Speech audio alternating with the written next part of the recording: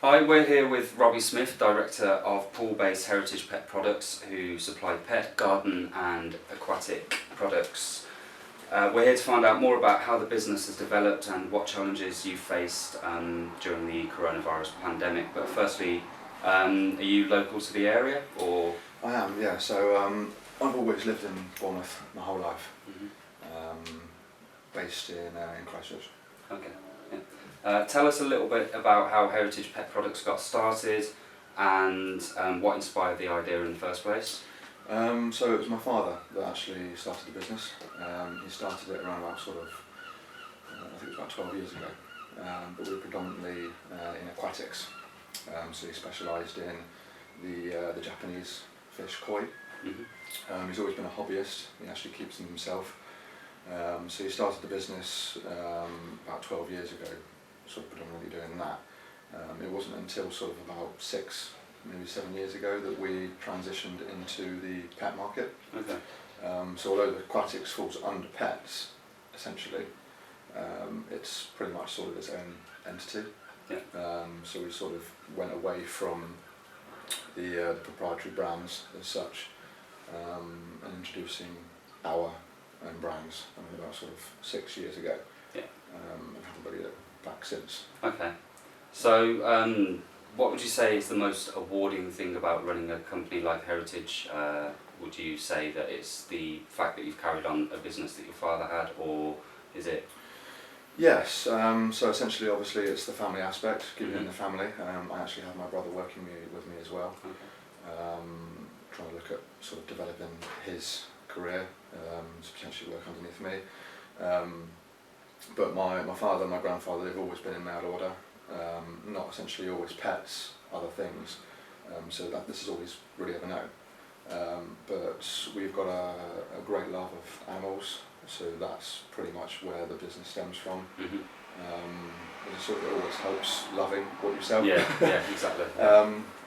But no, I mean from a business perspective, I'll probably say that when it comes to pets, it's very much sort of, I won't go as far as redundant proof, but people will always have pets. Yeah. So the fact that you've got that security always helps, Mm-hmm. especially in business. Yeah. Because people are always going to want to feed their pets. Yeah. Exactly. But no, I mean the fact that it was my father's business and I'm able to continue that and what he's built and Mm-hmm. push that on. Yeah, it's a major Yeah. factor. Yeah. I don't think at the moment it's possible to conduct an interview without using the word unprecedented. During these unprecedented times, however, what challenges have you faced with coronavirus? Have you had to change a few things with the business, or has it just been business as usual? I mean, funnily enough, it's actually, I'm going to say this now with a bit of a pinch of salt, but it was kind of a blessing for us, the COVID, because we done very well. Mm-hmm. From a business perspective. Everybody was at home. We were blessed with exceptional weather during that period. Yeah. So people were out in their gardens, and although we specialise in pets, we specialise as well in ponds, garden products, wild bird. Yeah. With nothing else to do during that period, Yeah. a lot of our business sort of went through the roof in that essence. The biggest challenge for us was the fact that we were having to stay open, keep operational, dealing with sheer volume that we've never actually really dealt with before. Yeah. Making sure that obviously all our staff were safe, as we had to sort of introduce 5 new members of staff just to keep up with the demand. Yeah. But the biggest challenge was the fact that the virus didn't just affect the UK, Yeah. It affected worldwide. So when it came to the aspect of trying to make sure that we were topping up with our stock, Yeah. our factories were also going through Yeah. the same process. They were also going through the fact of everybody's now looking at giving them orders. Yeah. So yeah, that was tough. Yeah. As essentially we went through a process where pretty much a lot of our stock evaporated. Yeah. And we were sat in a position where we haven't been out of stock of certain items for as long as what we had. That affected our sales rankings. It affected certain sides of those. We've had to pretty much now rebuild those back up to where they were. But I mean, yeah, it was challenging. It was challenging, and it enabled me to sort of see the commitment to my staff. Mm-hmm. You know, they'd done exceptionally well. There were long hours. Imagine, yeah. It was long hours. It was very tough. But you know, because we are quite a tight little business here, Mm-hmm. and although we've got 3 warehouses, we only operate on about 6-7 staff. Right. Okay. Across those 3 warehouses. Yeah. Okay. Yeah. So yeah, you know, credit to my staff. Yeah. That point, you know, Yeah. it was tough, but we've come through the other side, Mm-hmm. essentially. Yeah. A lot of our product that we were sort of, you know, there was a lot of product that we were sort of trying to develop on. We were trying to see, is there a market there? Can we compete with this? Can we, you know, can we come up against some of the big sellers, certainly in the garden aspect? But where the garden centres were obviously closed, we took that business. Mm-hmm. And it enabled us to see there is business Yeah. to be had in those areas. So Okay. those are the sort of areas that we're now looking at Yeah. pushing on, essentially. Within this market, would you say it's quite saturated, or would you say because of COVID, a lot of people have lost business? Do you think there's a gap that you can slot into and, you know, go further with? Do you think you can go further than most other companies? That is. The pet market is massive. Mm. It's absolutely massive. Wild bird is probably one of the biggest markets in the UK. Yeah. It's like you say, most people have pets, don't they? So. Yeah.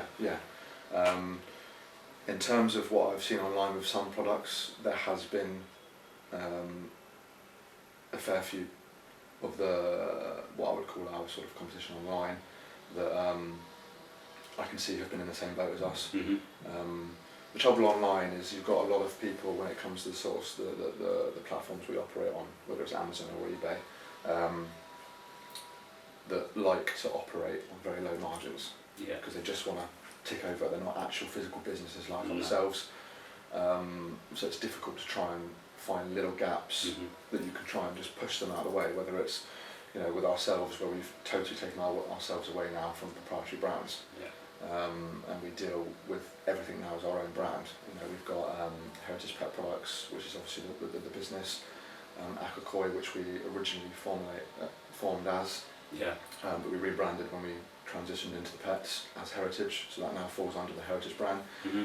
We've got Tropical Reef, that's now our aquatics range, trademark, Wildlife Kingdom, that's now becoming all of our garden and our wild bird and everything else like that. So it's now trying to basically, with the brands that we've got that are so strong now for us, and we believe as such are the right brands for those markets, is now sort of pushing on those brands and putting the weight on those brands that they would then carry themselves. Yeah. You know, finding ways of introducing colours that other people don't do. Yeah. Finding ways in which we can take that product and maybe just tweak it a little bit, offer it, you know, a little bit of uniqueness to it. Yeah. To try and sort of separate us from, and that's what we've basically built Mm-hmm. the business on. Okay. Is, you know, seeing what's out there.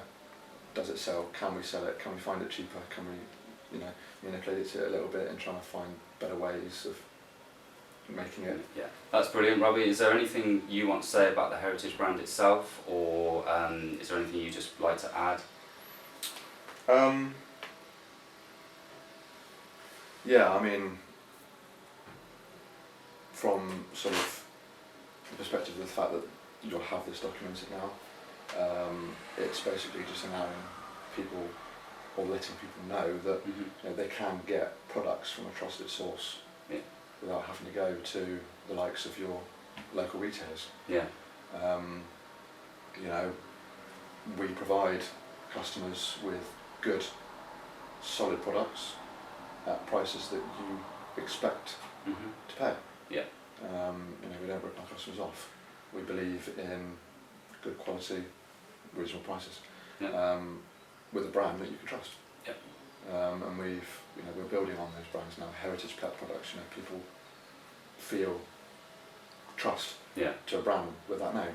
Tropical Reef, it is what it says on the tin. It's everything with aquatic related and Wildlife Kingdom. Where, you know, we can ask for a better brand than that. Yeah. So you know, it's just give us an opportunity and. Yeah. we'll No, I'm provide sure you good people product. will. I'm sure they will. No, this has been brilliant. Thank you very Yeah, much you for chatting with us.